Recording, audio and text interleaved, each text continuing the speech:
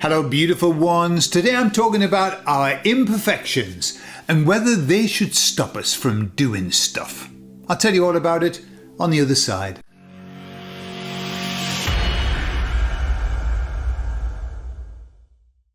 Well, would you believe that this video was supposed to be an interview that I was going to do with Mark Steele. As it happens, it didn't work out for whatever reason, and so I'm making this video in place of the one that I was intending to post. I don't know if you know who Mark Steele is. He's somebody from the northeast of England. He does tremendous amount of work talking about the 5 masts and things like that, LED lighting.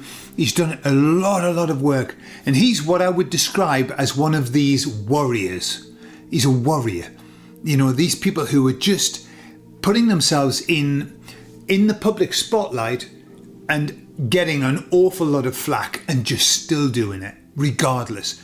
You know, they are the true warriors. And I was pondering just that, you know, I was talking to the emissaries about it, about these people who are just, they're doing so much work, and I think, wow, you know, they've dedicated their entire life to this, and that's a big deal. You know, it's a big deal, and I take my hat off to them, and I'm truly grateful for what they do. And as I was pondering and I was thinking about the personalities that stand out, you know, people who've dedicated their lives clearly for no other reason than they just have a burning passion. Then I got some images of people who are doing that, but who have spent a lot of time also getting lots of money, like advertising courses and things and groups or whatever, with very high prices, very high extortionate prices, in my opinion. And as I thought about them, I kind of felt it took the shine off what they were doing. Like, yeah, but do they really need to be charging that kind of amount of money? You know, why are they so money focused? And I've talked to the emissaries about this before, and they give me exactly the same answer as they did the first time that I asked them about it. So I said, so what about these people that are doing great work, you can't deny it, and yet they are charging too much? And they said to me, that's none of your business, Gordon, none of your business. What they said is, what people do, you know, what they choose to do, that's their business, that's their story, that's their timeline. And also said, and that's their karma, that's their business. You know, we are not here to be pointing a finger and thinking just because somebody is asking for lots of money, that means that they're a charlatan and what they do is of no value. Not at all, not at all. So the emissaries kind of reminded me of that, of like, just keep your nose out of it. It's none of your business. Do your stuff. Do what you're supposed to do and stop judging other people. And then, just to add, you know, a bit of fuel to the fire, they said to me, you have an issue with money, don't you? And I thought about it, and I thought, yeah, I do. Actually, I do. And my issue with money is that I'm not a materialistic person. Never have been. No, it's just not my thing. But what's very important to me is to have money. Enough to give me security. When I'm financially comfortable, I'm emotionally balanced. And I've got a feeling that's got to do with my moon sign. You know, we have the sun sign, the ascendant, and then also the moon. I know we've got lots of other things, but my moon is in Taurus, and I kind of understand that. You know, moon is all about feelings and things, and Taurus is all about security. It's another earth sign like Virgo, and it's about security. It's about feeling comfortable and luxurious. You find lots of Taurian people who are Taurus sun sign have a lot of issues with eating. Like they can't stop eating really nice stuff. In fact, I remember listening to somebody who was talking about star signs, and they said, if your partner asks you if they can cover your body in honey and lick it off, they'll probably be Taurus. So they do like the sensual. My mum's Taurus. If you see my mum's bed, all of her life, 75 pillows, like blankets and like duvets, and it looks like a throne. My mum's bed, and it's very. My auntie's Taurus, and she's had gout because she can't stop drinking wine, champagne, and eating, pate and stuff like that. They love the sensual side of life. So my moon is in Taurus, and so I know that money and that financial security is very important to me on an emotional level. If I'm not, in the times in my life when I didn't have financial security, I was very emotionally imbalanced. So the emissaries kind of pointed that out to me, like, when you point the finger, you've got three fingers pointing back at you. Judge not, lest you be judged. I think that was kind of what the emissaries were saying to me. Mind your beeswax. And fair enough. And then they said this, and I thought this was very, very pertinent. They said, you don't need to be perfect to facilitate change, great change in the world. You don't need to be a perfect person to do good things. And I thought, it's true, isn't it?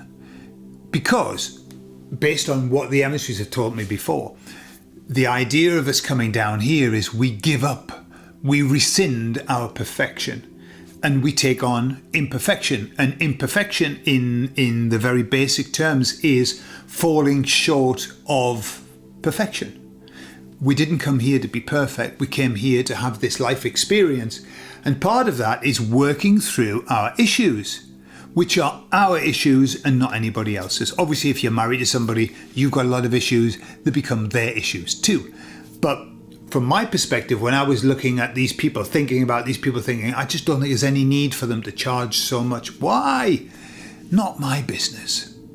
Nothing to do with me. And it got me to thinking about like really, really key people in this world, maybe on a spiritual level, that have done very, very great works, and yet they never ever professed to be perfect. The first person that came to mind was the Apostle Paul, formerly known as Saul. And even though he was the most boring man in the world, his writings are boring. Letters to the Corinthians, who would want to read that? Boring as hell. However, there's one thing that he said, one quote, which was this: "Therefore I will boast all the more gladly of my weaknesses, so that the power of Christ may rest upon me." Boast. He boasted of his weaknesses. So he was under no illusion that he was perfect.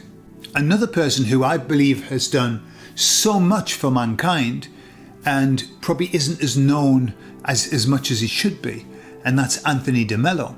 And Anthony de Mello said this: "I lack the Lord's own gentleness of heart, for I see deliberate malice where he sees ignorance and weakness." Maybe I was seeing a bit of malice when I was judging other people. Yeah?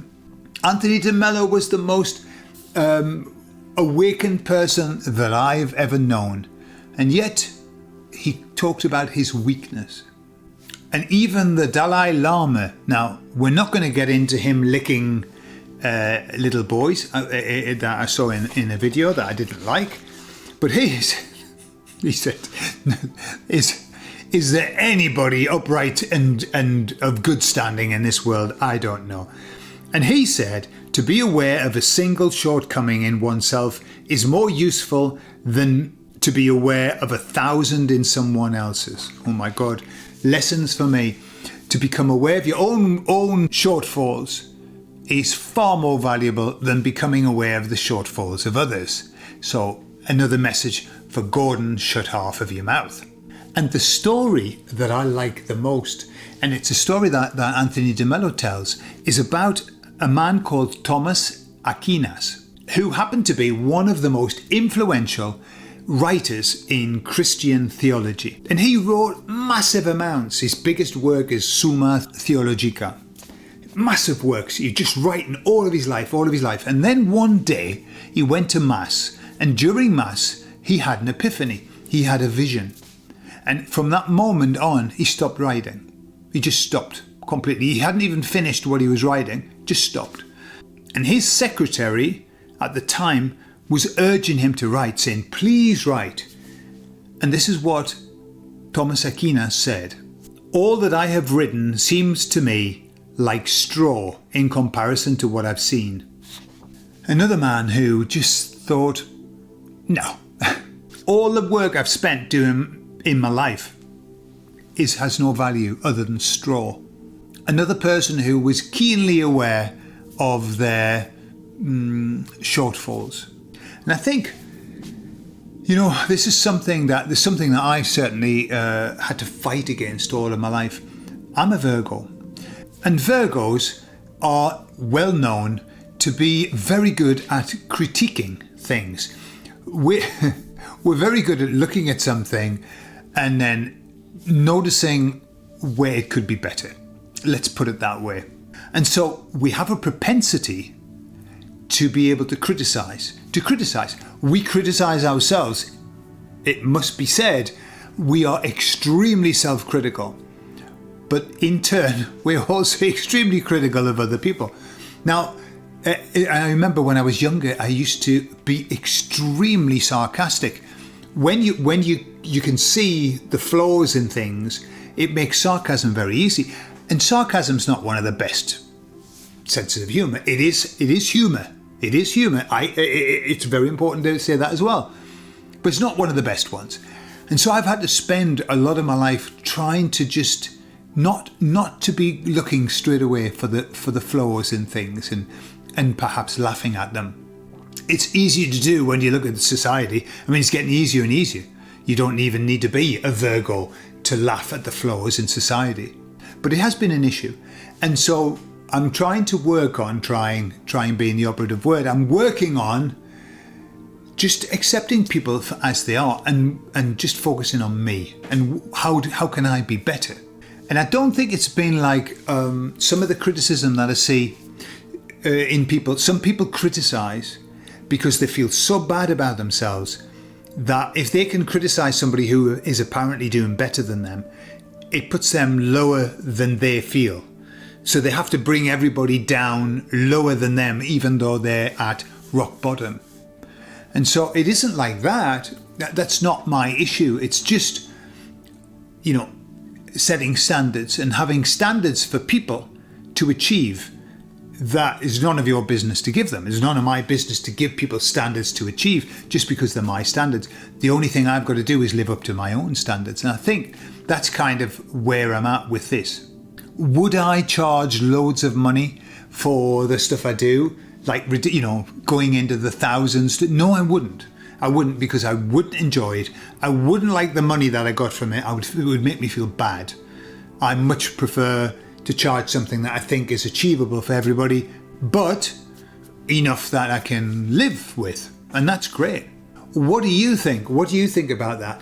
Do you think that if you've got something that is wowzer, then you're within your rights to charge a significant amount for it?